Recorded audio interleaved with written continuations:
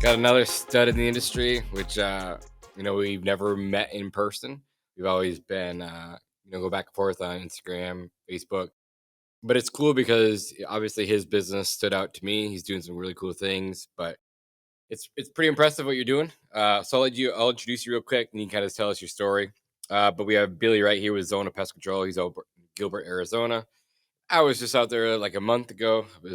We were working hard when we were out there. I wish we could have connected, but when I come back out there, we'll definitely get together. But welcome to the show, brother. Thanks, man. Thanks for having me on. This is awesome.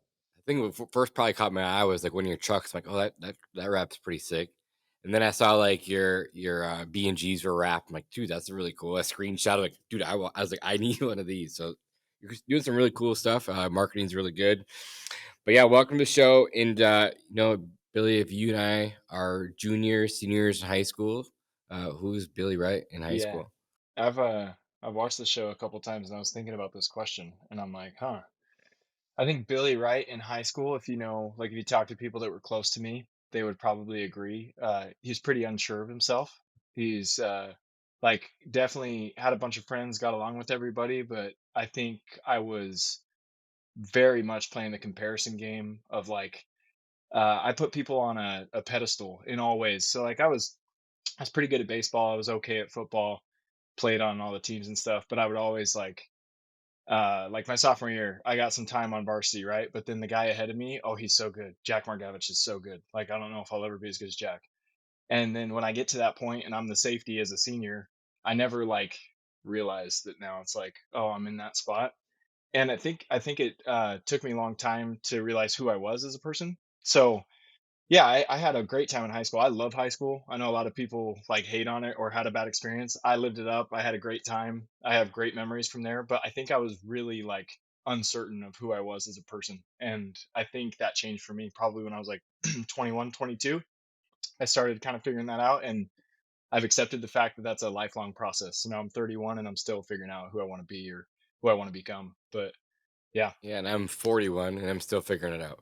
And same with me. High school is really cool. Like I'm not hating on high school at all. I had a blast. I played sports. I was wrestling, football. Probably should have done track, but I decided to work instead. I did school to work. So I would go. I'd start. I think it was like 5 or 6 o'clock in the morning. I go to Elmer's, which is it's almost like it's a local like grocery store. I'd stock shelves until like 10:30, 11 o'clock, and then I would go to school. So I always liked to work. I grew up on a farm. So all summers I was throwing hay bales around, working with my dad, shoveling horse manure. But it's just how it's the way we grew up. So I was always used to hard work, and then I loved nice things. And I still to this day like nice things. So I had to work hard for them because I wanted to have. I had the nice new Explorer in high school, and I had a bunch of money just because I was working all the time. But going back, like looking at it, yeah, it's probably maybe I should have ran track, maybe I should have played baseball, but I guess life has a way of working itself out. So I enjoyed high school too. Like I had a blast. Like I loved wrestling. My daughter wrestles now. I get to travel the country with her. Coach for 5 years at her high school too. And I loved it, so I enjoyed it too. That's awesome. Yeah, I know people have mixed experiences, but I liked it. Yeah, yeah, I did too. It was fun and like had a lot of friends. Like it was a good time. Yeah, I'm not. I was never a fan of schoolwork, but who is? But I was just like 1.8 GPA. Not that I wasn't smart because I just didn't care. Like I didn't care to like get my homework done. I was like, whatever. I had one of my best friends. She sat by me in like history class, and I would just move my desk over to her during a test, and the teacher would look at me, and he wouldn't even say anything. It's fun. Billy Wright in high school didn't know what homework meant. He didn't do it. He didn't care about his GPA. And then when he became a senior, he figured out that that stuff matters, I guess, if you want to get into college. So yeah, I didn't give a crap about homework or anything. I was just having fun. Yeah, even like other than like when I was younger and I had to take home books from the library, like because we were forced to go to the library as a child, like let's say third, fourth, fifth grade, whatever, elementary school. But like when I got into like junior high, high school, like I've never checked a book out of high school ever, ever. I hated reading, but it wasn't because I hated reading, it's because I just didn't like what they were giving me to read. Yeah, and then I read my first business book and I was hooked. I was like, oh my God, this is like absolute gold. And so now I try to read it for a few years, or a year year or two ago. I was reading like a book a week. It was great. I just wanted to say that I read 52 books in a year, basically what it was. So I was like determined to get a book done a week. Now it's like one a month, maybe two at best. But I feel like if you just take those books and you actually learn from them, and then apply them to what you're doing, it's way better off. It's kind of like a mentor.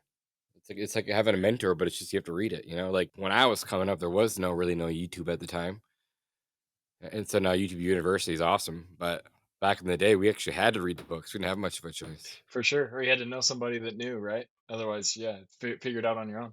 Yeah. So where do you go? I mentioned college. Where do you go from high school? Where do you go from there? Yeah, so right after high school, I served a LDS mission. I went to Mexico for 6 weeks to get a jump start on Spanish, and then I was in Northern California. So my mission was Santa Rosa. So I went like north side of the Golden Gate Bridge all the way to Oregon, that whole coastline. Did you grow up in Arizona or did you grow up somewhere else? Yeah, so kind of a mixed question. I grew up in Arizona until I was like 13. My dad took a job in Pennsylvania, so we moved out there eighth grade, and I spent eighth grade through halfway through my senior year in Pennsylvania, and then I moved home. So I graduated in Arizona, but I was only there for 2 or 3 months. So if in Arizona, if you didn't know me before the age of 13, I'm a ghost to you. You have no idea who I am. Right on. How is PA? Like it's way different than Arizona. It's hot over in Arizona, and then PA is like super chill. Dude, polar opposite. I mean, I shouldn't say opposite, but just different, right? It's so green. It's like a rainforest over there. It is. It's so green. It's one of the greenest states I've ever been through. Dude, it's beautiful. It's just different, right? So I grew up, going to the lake, wakeboarding, playing outside all the time, doing all that stuff. And honestly, like East Coast just a little different. They don't do activities like that. They're huge on sports, like wrestling, football, baseball. They are big on sports. Um, but yeah, it was an adjustment for me. But I love Pennsylvania, my time there. I've some of my very best friends are from there. I just went back for my buddy's wedding, like 2 months ago, and it was great. So it's been awesome. Awesome. So you go to LDS mission. You didn't speak Spanish at this time. Are you bilingual now, or are you only bilingual for 2 years? No, I do my best to keep it. Maybe I came home at like a 95% uh, Spanish capability. I'll put myself at like a 85% nowadays. I don't use it as much, but I can still totally get around. We're good. That's awesome. How was your mission? I loved it. Yeah, transformative experience. Yeah, I think for those that aren't familiar with our faith, whatever, like an 18 to 21-year-old kid should definitely do something similar, where it's like challenged to move away from home, have no like I don't know, the best way I could say it is, like, you grow up with a support system your whole life, or I guess some structure, right? Most people I know, people have different upbringings, so I don't wanna offend anybody by saying that, but I grew up with, great parents, great family, and I had a lot of help and structure, and then when you're 19 and sent off to Mexico for 6 weeks, and you're like, "Oh, like, my mom's not here to help me anymore. My dad's not gonna come save the day uh, I have to manage my own emotions and outcomes. All that stuff like hits you at once. You're like, oh wait, now I got to tell people about Jesus, and I don't know anything about what I'm talking about. So I think all that stuff hit me like a ton of bricks when I was 19, and that's back to my comment in high school. I never really had to figure out myself in high school because I was just kind of hanging with friends and doing what was fun and whatever. And then I really had to decide like, what do I believe? What do I care about? What do I value? um what's important to me, all that stuff in my mission was like forged within me. So then it's just become stronger, better, and gets refined over the years. Obviously I'm still, like I said, I'm not who I want to be, try to become it. That's cool. Yeah, and like you'll hear like guys that are doing door to door complaining that they're knocking doors, not making any money. But you literally, and many people on this podcast went and knocked doors for 2 years straight and never made a Yeah, dime. no, and yeah, it got all the downsides of door to door with little upside, but The rejection, um yeah. yeah, for sure. But that's changed now. I don't know if you're how familiar you are with that. They don't really proselyte anymore. They don't knock doors, which is kind of crazy to me. But yeah, back in my day, we still did, so it was cool. I did not know that. So like let's go back to your time doing a mission. Were they like tracking how many doors you knocked? Was it like that? It depends on the time of my mission and the area we were in. I feel like we've done different programs. I think we had like a set amount of hours that we wanted to be out proselyting, and it didn't need to be knocking doors. You could street contact people too, whatever. Uh, but don't quote me on that. Honestly, I'd have to ask some of my buddies and remember. But yeah, I do remember we had goals on like how often we should be proselyting. I can't remember if it was a time standard or a door standard or whatever. Gotcha. Gotcha. And then so they don't do that at all anymore? I don't quote me on that, but my brother-in-law, went not too long ago, and he was in the COVID era, so the dude was, like, literally doing everything online, and so I think after that, it's shifted to a lot of it's online slash referrals in person versus, the old school way of just banging out doors on a neighborhood. Gotcha. So like a closer sitter model almost, just a different type Right? of door to door. It's a Awesome. solar model now. Yeah. Are you sick of paying marketing agencies and not getting results? Well, we are hosting the #1 step-by-step class on how to attract and generate sales without paying a marketing agency or having a huge budget. Most lawn care and pest control owners get stuck at a ceiling because they're dealing with outdated systems or relying on guesswork waiting for the phones to ring. Our upcoming class this Thursday provides proven strategies to generate hundreds of leads without a huge budget. We'll show you how to build a predictable system to grow past $1 million. We show you how to automate your marketing. We'll also teach you how to delegate and build your team so you have more time. So click the link in the description below. Trust me, you're not going to want to miss this. This is the one thing that I wish I had learned a lot sooner. Now, let's get back to the show. You go home, go back to college, and then you get recruited to go knock doors for pest control. I'm just going to guess. Yeah. So I grew up doing electrical work my whole life. My mom's side of the family, my grandpa, all my uncles do electrical. So when I talk about hard work, when it's 120 outside and you're digging ditches to lay like PVC to put power cables in, that's hard work. So um yeah, I came home, I did that for a little bit because it's what I knew, and I knew I could make good money working for my uncle.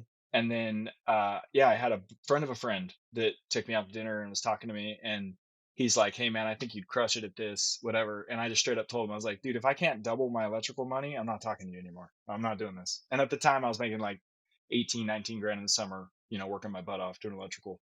Go. I was just gonna say, if I can't make 35, 40 grand, I'm not like, we don't need to have this conversation anymore because I'm just gonna go do what I know. And, yeah, ended up doing it, did well. I knocked in San Diego my first summer, hit my goal, and then, yeah, the rest is history. I did Was pest control ever on your radar ever? no, dude, not at all. Yeah, I think it's comical because every time I talk to people or listen to these podcasts, 90% of the people I feel like are like, "Nah, dude, I didn't plan to be in pest control, but here we are." For real. I agree with you. I wasn't either. It kind of found me, just kind of like I found you. So you go do a mission, you come back, you get recruited, um, go do pest control. You said 30K was your kind of your goal. Uh, was pest control a big thing by you guys then? Was recruiting a big thing in Arizona at that time? Yeah, I was in Utah at the time, and I feel like Utah's insane. Ah, I was at how'd you BYU. get to Utah? I was at BYU. Ah, So, yeah. see, Yep. gotcha. And dude, if you're at BYU and you haven't been recruited for some level of door to door, then you haven't been outside. It's everywhere. Yeah, who did you get recruited by? Eco Shield. So yeah, Doug Carden was one of my young men's leaders growing up, and that was kind of a layered connection there. So my friend of a friend that recruited me is cousins with Doug. Then it all just kind of, I was like, all right, I'll go do it. These guys seem like good guys, and went and did it. So Let's go. So they shipped you off to San Diego, and you knocked your first summer. How'd you do your first summer? You said you did pretty good, but what was that like? yeah, it's fine. I mean, I think San Diego's a tough market. I did like 130 accounts, I think, my first summer. Pretty good CV though. I think I was like above 850, so pretty nice. And then they sold that branch, and I helped them open Nashville right after. How was Nashville? Nashville was good. Nashville is also pretty competitive. Yeah, I feel like all markets are competitive nowadays. Not like Arizona though. I was gonna Arizona's say a beast. Phoenix is the mecca, dude. It is. Yeah, it doesn't get any more competitive than Phoenix Metro. I don't think. Yeah, when I think when I chat GPT'd how many licensees there were in Arizona, there's 1,000, I think, just in pest control. Yeah, I think it's like 1250. But yeah, Is it really? Dang, that's a lot. So how long do you go knock doors for? nowadays or like in the No, past. no, just like how long did you go work for EcoShield? Oh, sorry. I walked or I worked for EcoShield from 18 to 21. So was that 4 years? 3 years. Yeah, cool. And then that's awesome. So then after Nashville, is that when you decide, hey, I'm gonna go do this on my own? Or where did that come from? Did you always want to be an entrepreneur? Like, what fueled all that? Yeah, I've always wanted to do my own thing. I've owned, right? I've had a bunch of little side hustles my whole life. I was shining shoes when I was 8 for people in like they were in my church group, right? All these rich guys, lawyers, doctors. It was flippin' sweet shoe shine service. I'd pick up their shoes after church on Sunday and I give them back to them on Monday. I love that. How much were you charging? Dude, I still have the ad. I'll find it. I think it was like 250 a Really? pair. Yeah, it was like a little That's so flyer that I went cool. and put on their doors. I'll find it. I'll show it to you. I But love that. Yeah, you're a lawn guy. I know you're a lawn guy because I've seen posts. I like lawns, dude. So I did, I mowed people's lawns for a little bit. I owned a detailing company with my buddy Nick Barley in high school in Pennsylvania. But I always knew I wanted to do my own thing. I just didn't know where to funnel that focus. And so my goal with EcoShield after year two was to partner in to the Nashville branch, and that didn't pan out. They have certain metrics you have to hit, and they kind of switched up the structure. And I was like, well, cool. So now what am I gonna do now? Because I just didn't want to be a rep forever. So it was electrical or pest control or something totally random, right? And when I weighed out everything, I'm like, I honestly think I could scale a pest control company quicker than I can scale an electrical contracting business. And I've done electrical since I was 12. I honestly hate it. It's great. It's awesome, but it's super like labor intensive work all the time, obviously.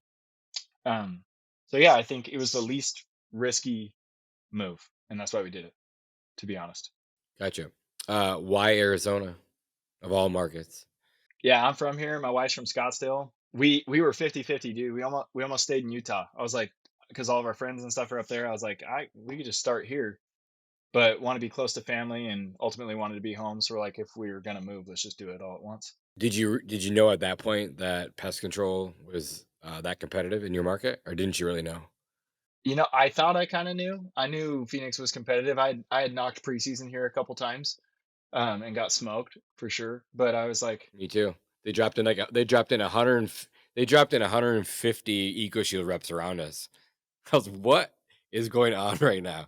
Every time I turn the corner, dude, it was probably you. Every time I two turned the reps. corner, there was like eight. Yeah, there's like eight reps walking down the street. Like, what the hell? They're everywhere. So yeah, I don't hear. Yes, yes.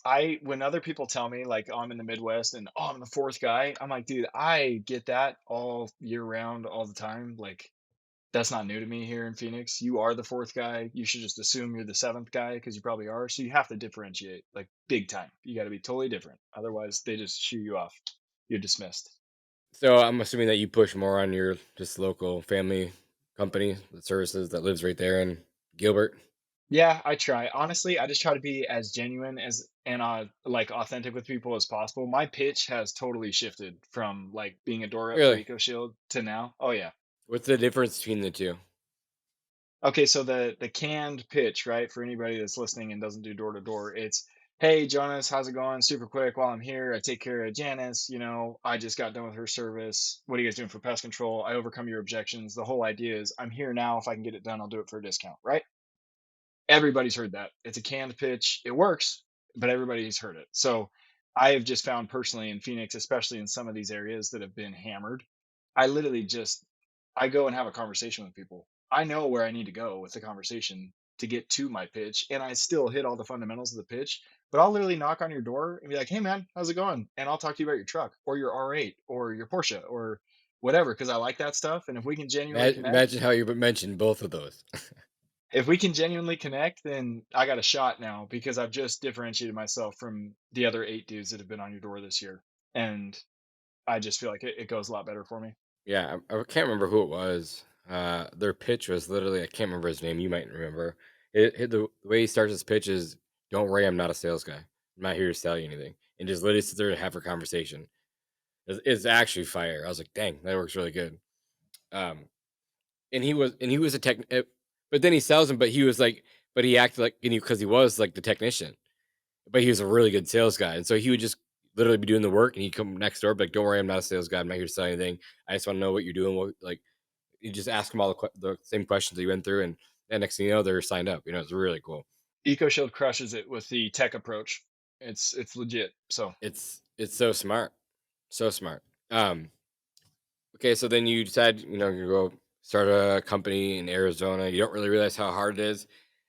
Uh, Walk us through your first. What okay, question. What time of the year did you start? I started May 16th of 2022. So in my eyes, a little late. I was trying to get my licensing and stuff figured out. I would have loved to start in March, and we just kind of couldn't get it all lined up in time. But anyways, yeah, May 16th. So summer and good time to start. My first week, I think I sold 13. on the doors. So And your first move is to go door to door, oh, obviously. 100%. Yeah, I sold Cool. four my Yeah. four my first day, and then I think I sold like 1, 2, I don't know, I'd have to look at my numbers again, but 13 for me is not a very good week. I know, everybody's different, but I was like, "Oh boy, I I tried this week and I got 13 deals. This is gonna be a beast." And it has Well, been for like, but for like, I'll stop you there for a second before you go on because what was it like selling for yourself compared to selling for EcoShield?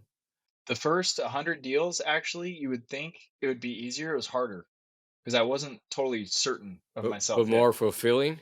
More fulfilling for sure, but I was a little like, I'm not sure if I had the conviction yet because I was like, still, do I really know how to service everybody? Like, can I take care of all these issues? Because I've been a sales rep my whole career. Like, I know the service side because I've studied it and I have all the licensing and I've taken all the tests, right? But I am envious sometimes of some of these technicians that have flipped into company like business owners because the knowledge and know-how is deep. They've been doing it for a really long time.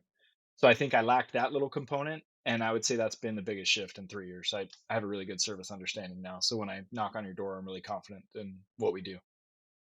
That's cool. So the first 100 deals were harder than what you thought they were going to be, and that 100%. was because you're not convicted in the product that you're selling, and maybe something to do with being in Arizona. Yeah, probably both, for sure. Have you ever knocked in Arizona before that? Yeah, just preseason. So only like 2 days at a time, and I've done it like 3 times. Gotcha. So you were kind of familiar, but yeah. And it's 100. I was out there. It's 118, 119 degrees. It was hot. It was like ridiculous. And but it's not humid. Like you come here, it's like 95 degrees and 95% humidity. It's like you just walk outside and you sweat. Where there, it's like it's really really hot. Like, but you don't sweat like, as fast, which is weird. It's just really You hot. know what? Like an air fryer is like standing in an air fryer. So, and if it's below 105, honestly, it sounds crazy. It's not that bad. Once you get above 105, pretty bad.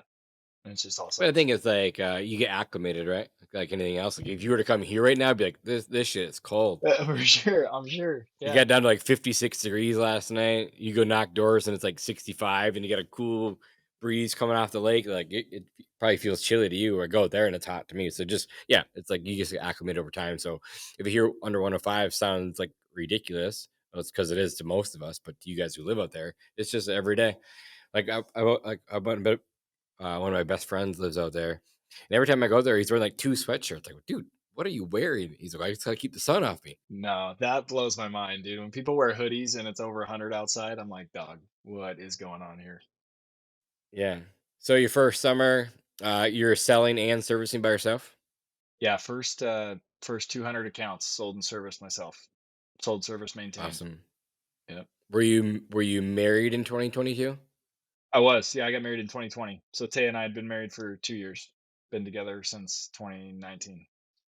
That's awesome. She has a separate career. Does she help you She raise she kids? What does she do? yeah, she did our admin stuff when we started. She's kind of done with that now. We had a baby in January, and so she's a full-time mom, and she'll still step in and help me when I mess stuff up, but now I'm kind of admin and all the other stuff. So, Cool. So your first summer, you go get 200 accounts sold, serviced. How about yours truly?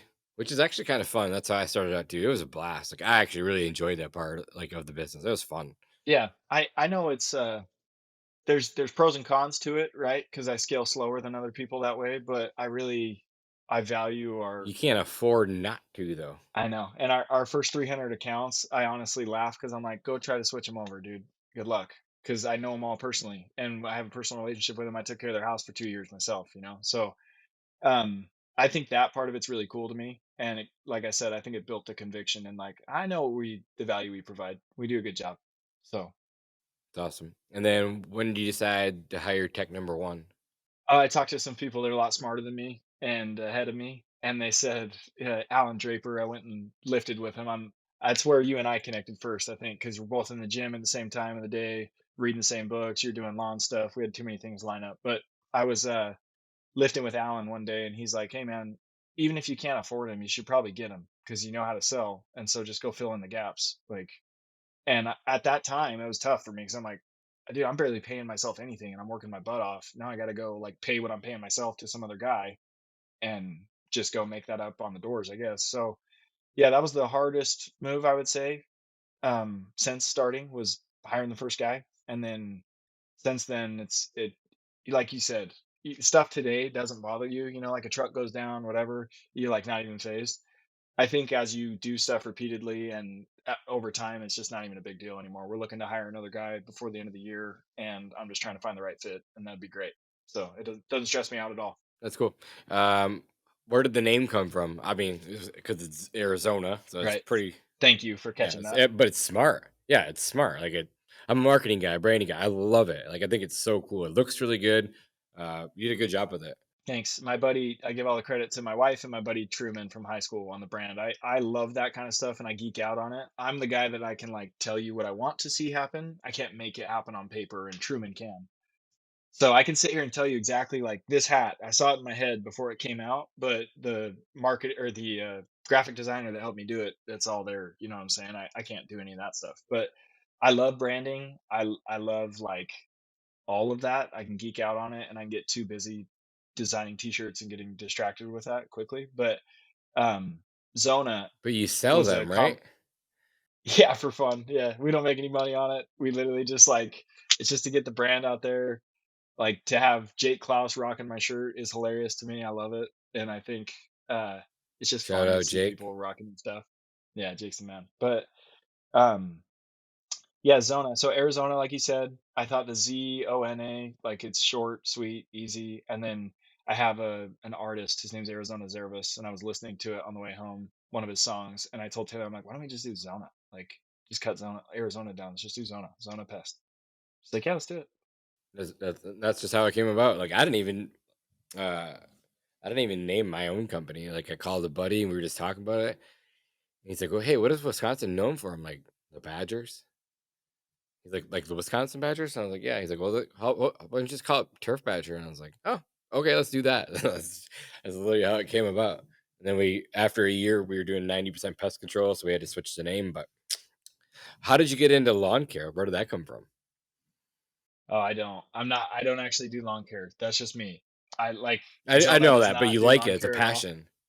Oh, yeah, yeah, yeah. Sorry, I was gonna say I always make stupid posts like Zona landscaping, Zona. It's not. That's not legit. It's just to be stupid. But I don't know. I've mowed the yard since I was like 7, so like I just like it. Yeah, because like you post a picture of like your backyard. It looks pretty. That looks really good. So it's pretty cool. I like that.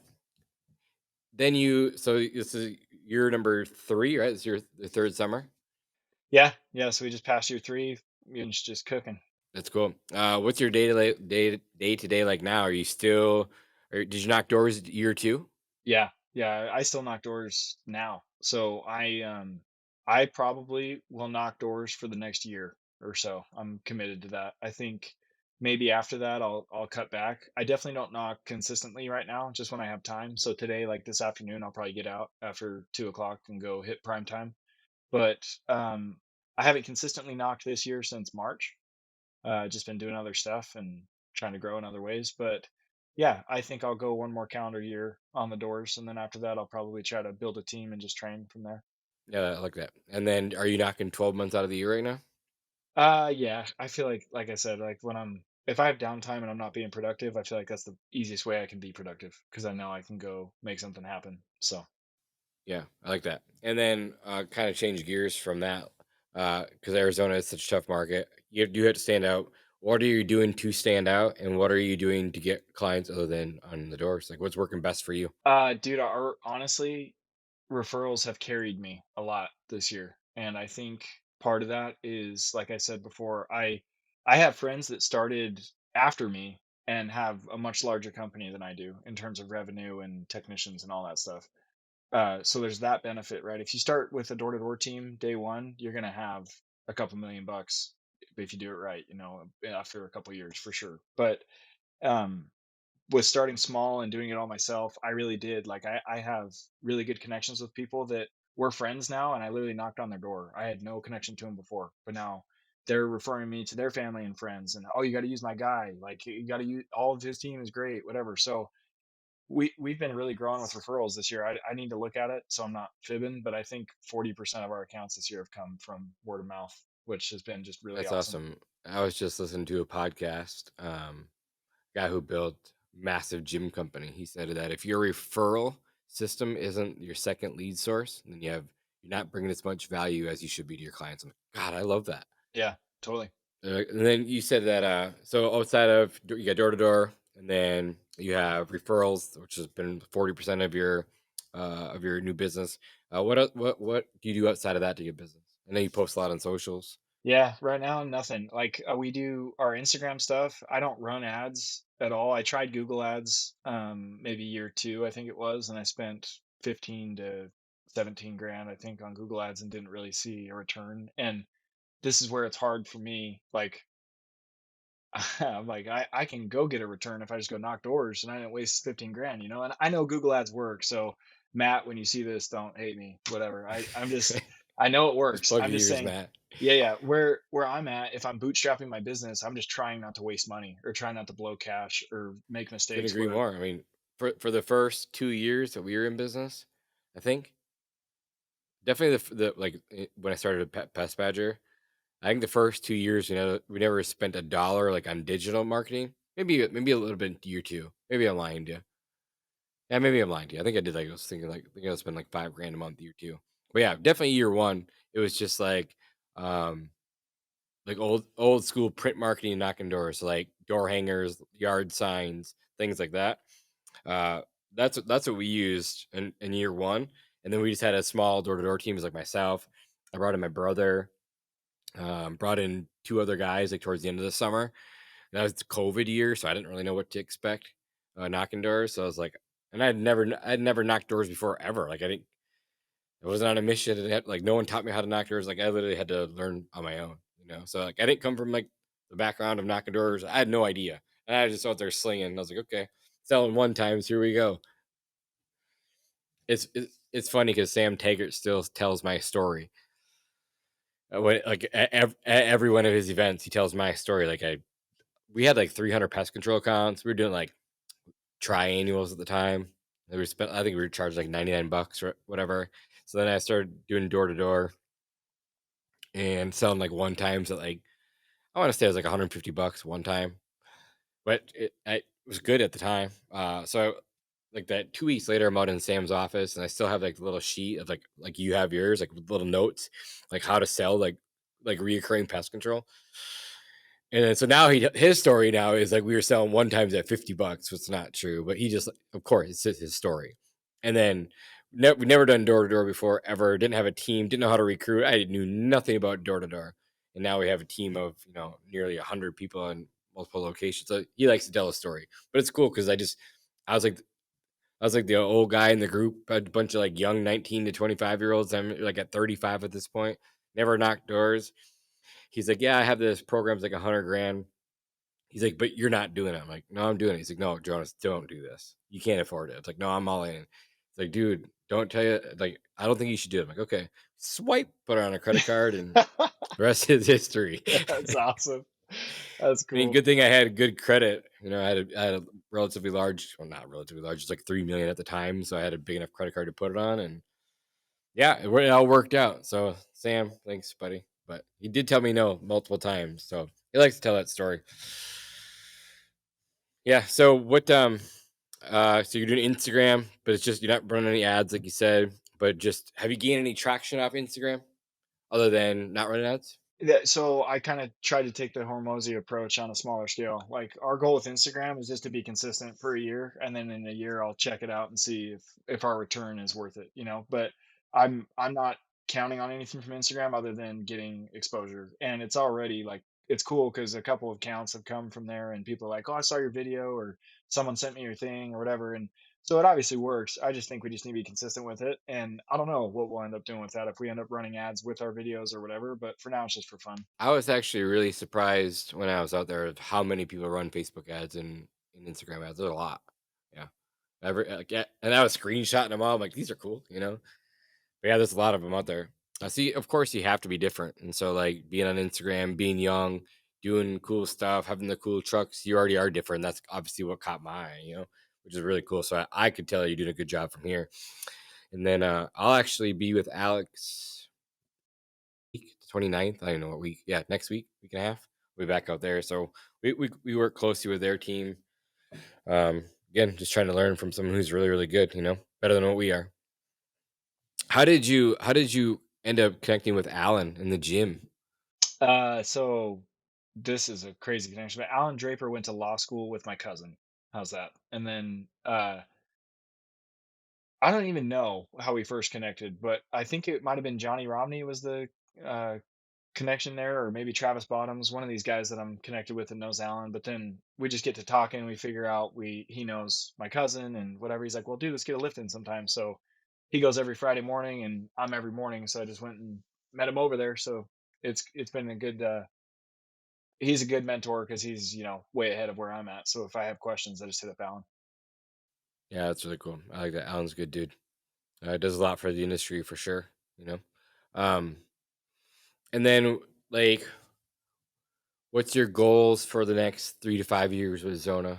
Yeah. So our 5 to 7 year goals when we started were 4 million in recurring revenue, and we wanted to have just one office that was zooming, doing our stuff. I don't really. I know everybody's got different things. You're in a bunch of markets. I've seen EcoShield, how they manage all that stuff, whatever. I didn't want the headache, so I just wanted to focus on Phoenix. I want to focus on our market, do our thing, and ultimately get to the point where I don't care if it takes me 10 years, 7 to 10 years, get to the point where I have a business that I've built with people and systems in place that don't really require me to grow anymore. And if I can get to that point, I've made it. We're good. You're in a killer market though, so you have that going for you. For sure. Yeah. And everybody's got different goals and aspirations and dreams. Honestly, like I'm a pretty simple guy. I'm pretty happy. I like my life right now, even where I'm at in the tough times. So I'm just trying to enjoy the build too. It's been fun. It is fun. Like some of the most some of the most fun times in business. Even still, like we're growing so fast, and it's so much fun. Like every day is a new problem, but it's what I signed up for.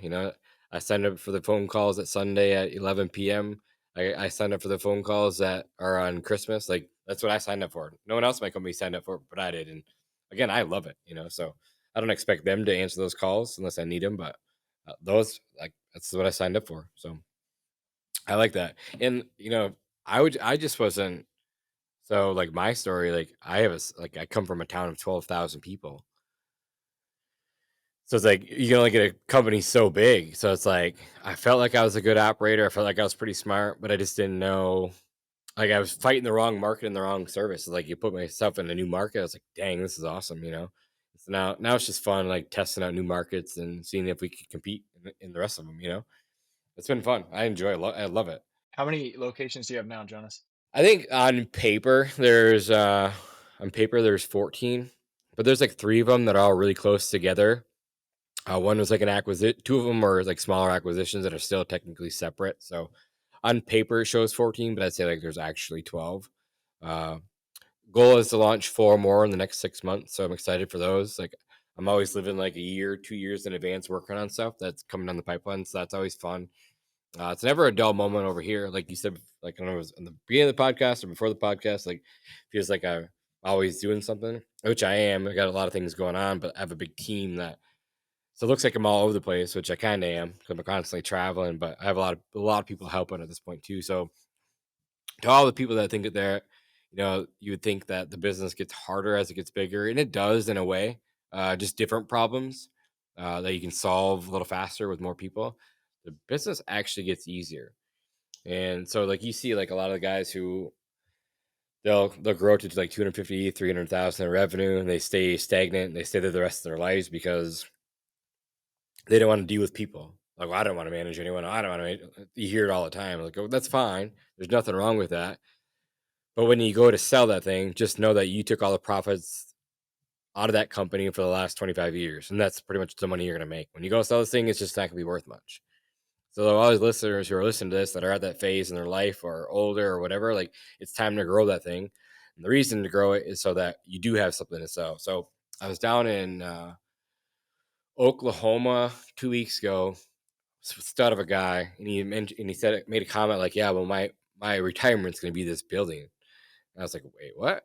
He's like, "Yeah, my retirement's this building." I'm like, "This building's probably again maybe it's $500,000 bucks." I'm like, "This building is going to be nothing. You continue on the path that you're going, you grow this thing. this business could be your retirement, and that you can rent the building out, you can resell that, whatever. But like, just don't think that way. Pest control right now is awesome. It is, yeah, and I think I've talked to people like you that are way ahead of me, and I think my perspective has shifted a lot. Where it's like, okay, yeah, I want to bootstrap it. I want to be smart about where I'm putting my money and that kind of stuff. But also, like, I want to grow, and I want to grow with the right people. So now it's like, just need to find the right people that want to join the team and move forward.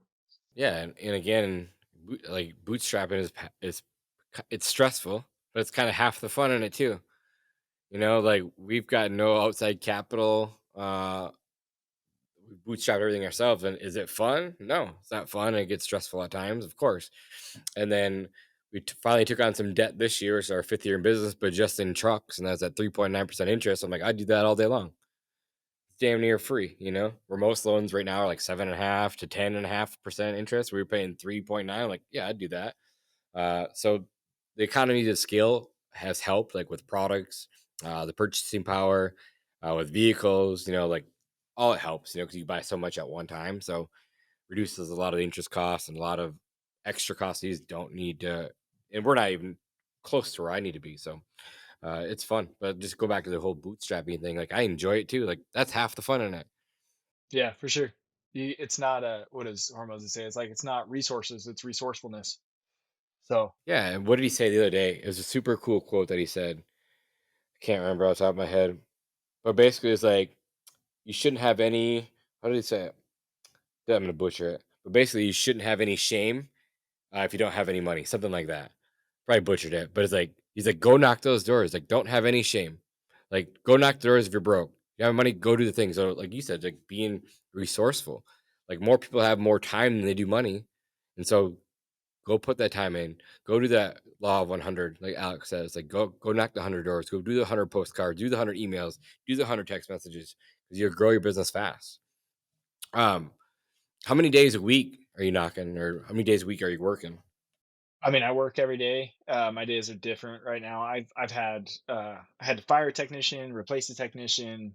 I My new technician lost a family member. That family member is my uncle. We had a little bit of shifting going around there the last couple weeks. So last 2 3 weeks are not normal, but I work every day. It's just what am I doing is the thing. So I'm like, am I knocking doors? Am I meeting with people? Am I picking up a start or a service if I have to? I do it all right now, honestly. I would like to say I'm done with servicing, but I don't think I can really be done until I have another couple technicians because just with starts and stuff, I don't want to make people wait till Thursday if they call me today. I'm just gonna go take care of them. Yeah. Yeah. Are you guys mainly residential? Do you have any commercial stuff, or do you have a little bit of split, good split? Yeah, it's like I would say we're 95% commercial, or sorry, residential, and 5% commercial. So yeah, our all of our commercial accounts come from my residential customers. They either have a business or they have a connection where they want us to take care of it, and I say yes. So That's exactly where we find the majority of our commercial accounts too. We knock on the doors, we sell them pest control, they're happy with us, then come and find out they own a business. The next thing you know, we're doing their business too. That's where same thing with us. It's awesome, and that's what's cool about knocking doors. Like you get to meet so many people.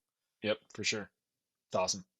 Um, yeah, so I agree. So it's just you get so much pushback from like the PCO guys online about knocking doors. Like some people just hate on us so bad, and I get it.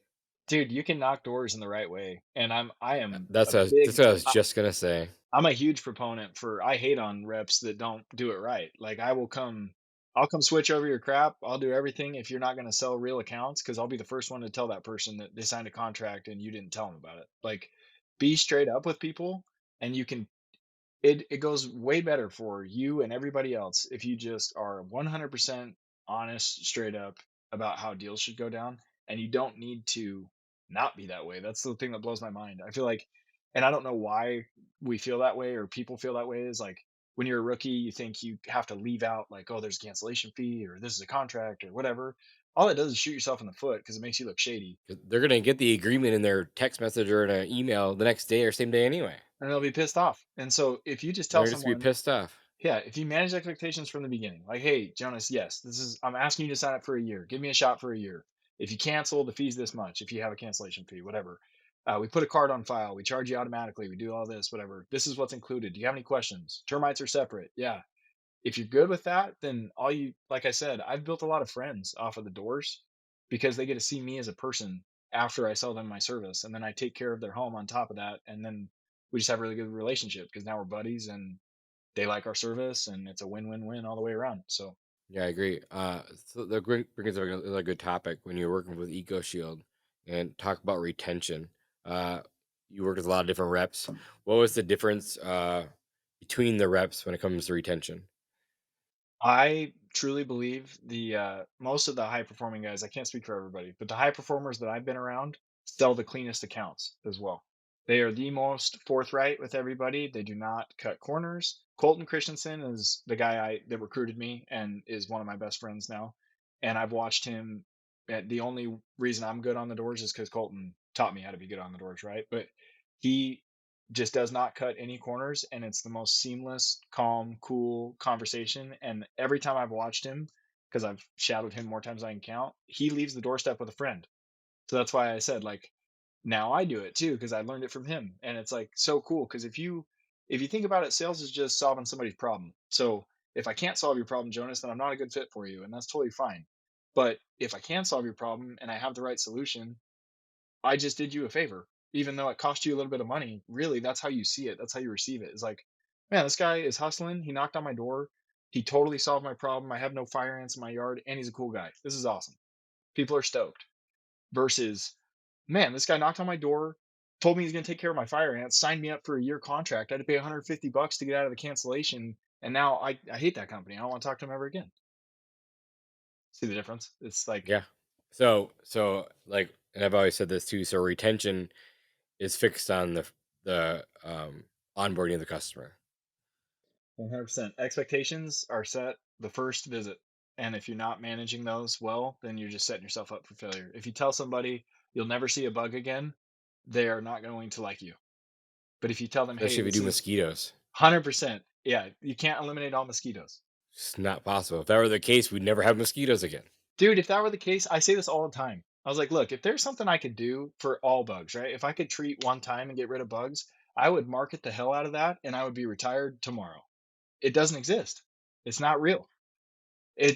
So and then people appreciate that. They're like, "Oh yeah, I don't expect that. I just don't want a scorpion in my bathroom at night." Yeah, yeah, we can manage that. We just need to cut down populations. Let's go. That's easy. Yeah, I was actually when I was out there in Arizona, I've always wanted to go scorpion hunting, and John finally took me out. I'm like, this is the coolest thing ever. John's a cool I had dude, sold man. in Arizona.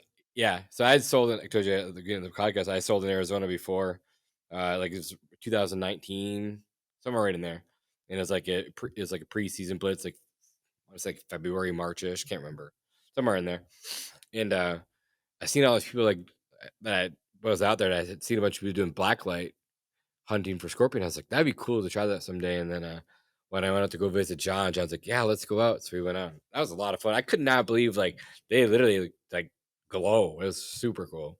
Glow. Yeah. When you're here next, let me know. Let's go. It'd be fun. That'd be a blast. We only did it for like maybe a half hour. We went and visited one of his churches, or well, I think he just found a random church. They're like, yeah, we found a random church that was nearby, and they said that the pest control company was just out like the day before, so it actually was really hard to find one near the building, but we found one like out in the landscape bed, which is still pretty fun. It was a good time.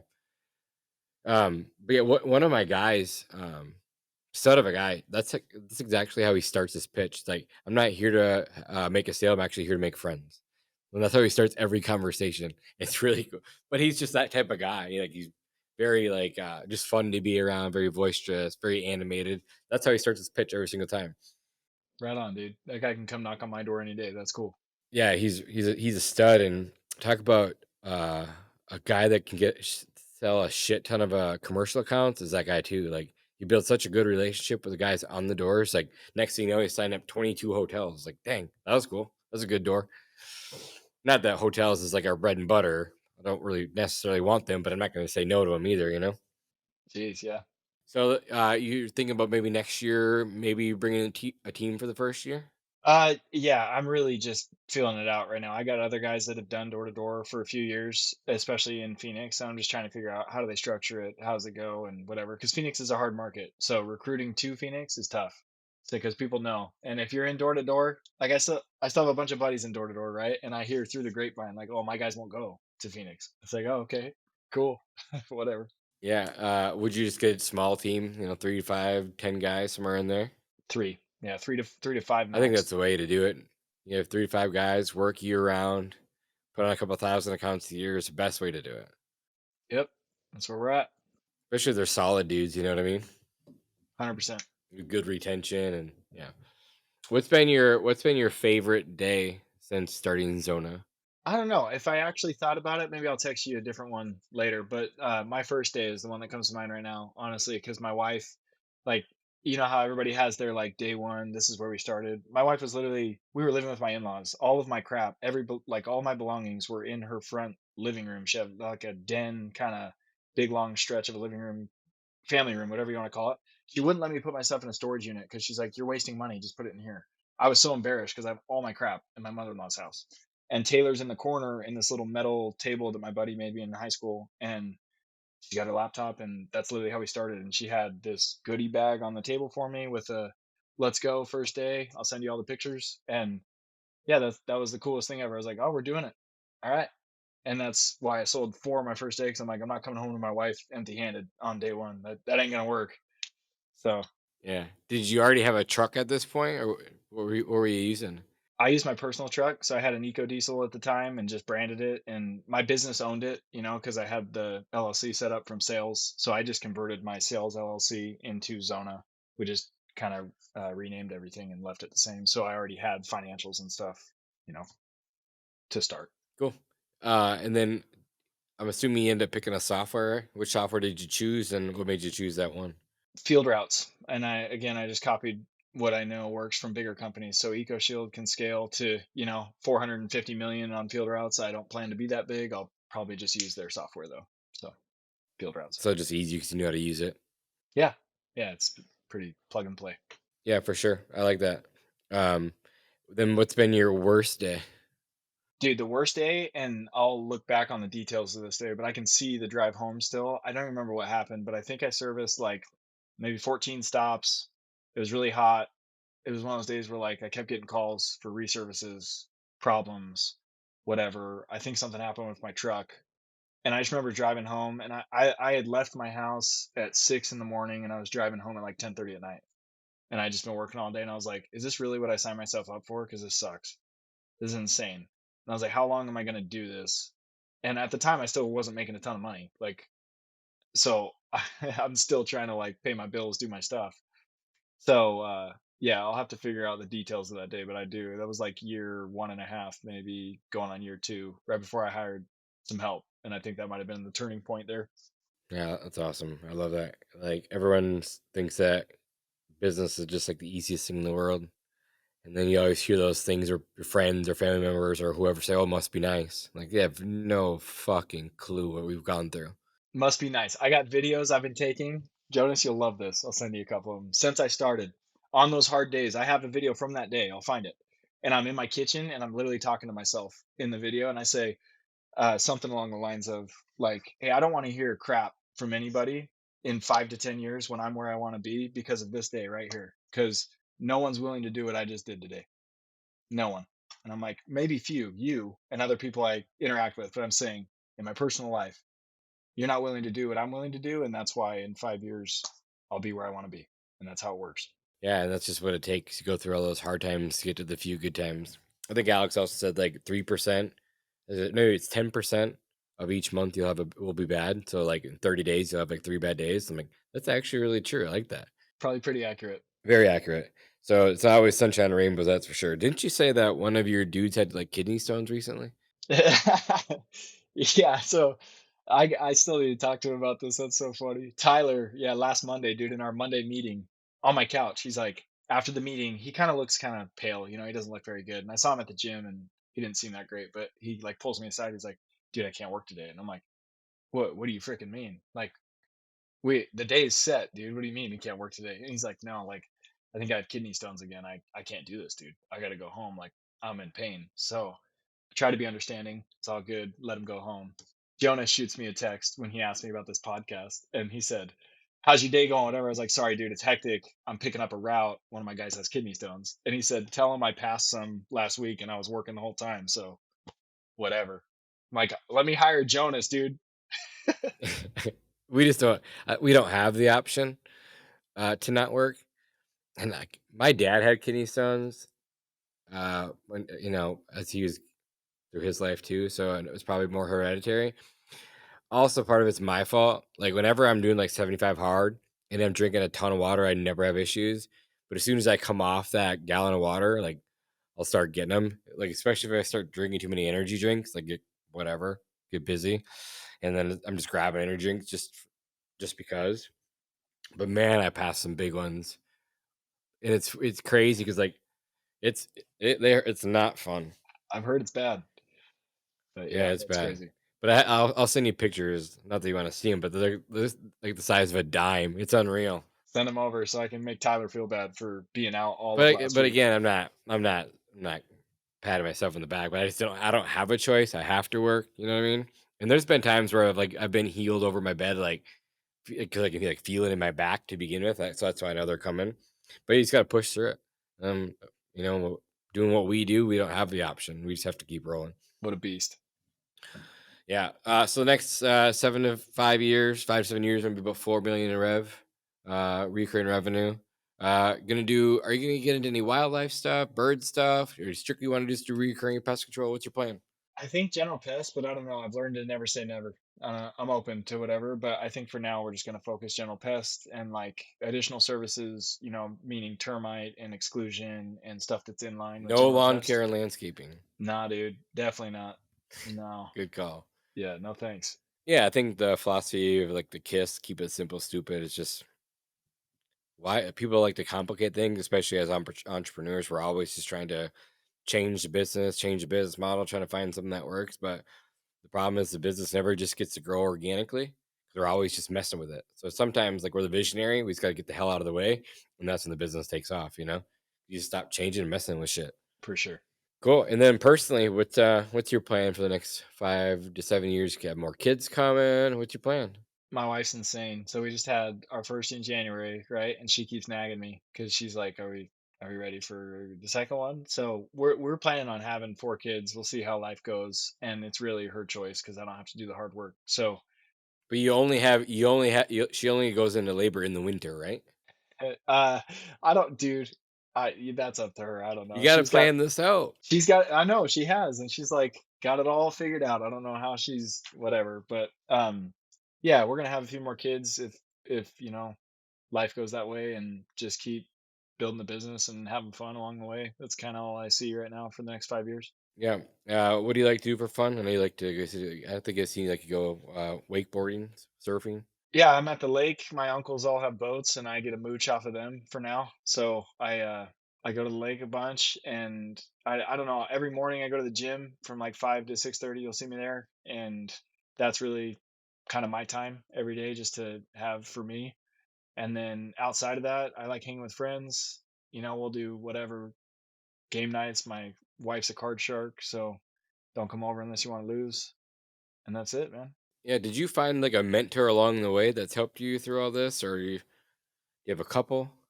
I feel like I have a few through books for sure, like you were saying. I've read a few where it's been super helpful, and I've been connected with really cool people like yourself and Alan and Eric and Jake and some of these other guys just from like you know you know. Um, but yeah, directly mentor for pest control. No, Travis Bottoms has been super helpful to me. He's been a real friend. Travis is awesome. Such a good dude. Really good dude, good heart. And Remsey, there's a couple of these other guys that, like I said, are a little older than me, been doing it for a really long time, have the service knowledge that I've leaned on in times where it's like, dude, how do you handle this situation? But yeah, I have a handful of people that are my direct competitors in Arizona and shouldn't help me. John Anderson, another one. And I've just found that people are super willing to give and very cool and very helpful. So try to return the favor when people ask for help. Yeah, definitely a great industry. Any book recommendations you have for us? Yes, I'm not done with it yet, but Buy Back Your Time by Dan Martell, Good very one. good. Yeah. Um, there is, I mean, Think and Grow Rich. Think and Grow Rich is also awesome. There is one that I'm thinking of. It's by Dennis R. Deaton. I don't want to butcher the name of it. I'll find it and I'll send it to you. I think it's the book on mind management is what it's called, by Dennis R. Deaton. I'm gonna write Dennis R. Deaton down. Yeah, the book on mind management, I believe, is what it's called. That one's life changing. Very cool. The power of your mind is insane. And if you can manage your thoughts, you can manage your outcomes. So, very cool. Cool. Last question of the day before we wrap this thing up. Best piece of advice that you'd give to an entrepreneur just starting out, maybe specifically pest control. Like maybe like the 100,000 mark, you know? Yeah, I think this is not like new knowledge at all, but I'm so sure of this. Find someone who has the company that you want. Go talk to them and see how much they'd be willing to share and help you. And ask until you find somebody that's totally down to help you. And they will literally, they've done it. John Anderson about how's my company that I want to be at, right? Travis Bottom, some of these other guys that have components of the company that I want to build. I've literally just talked to them and said, hey, how do you do this? Like, would you be willing to help me understand this? I'll pay you for your time. I want a roadmap so I can know where to go versus me trying to figure it out on my own. I know I could not talk to you, anybody else, and figure it out. It'd probably take me 4 times as long. Or I could just go talk to people that have done it and that are willing to help me and pay them for their time, pay them for their knowledge, and get a lot further quicker. So that would be the advice I have. Go find a mentor, go find somebody that has the life you want, and literally do what they tell you. It's that easy. I love it because, men as we are, we have pride, right? We have an ego, but it's the business owners like myself, like yourself, that are willing to ask for help are the ones that win. I see it time and time again. And you get those stubborn old guys that are never willing to ask for help, and that's where they're stuck. They never grow. So yeah, it's awesome.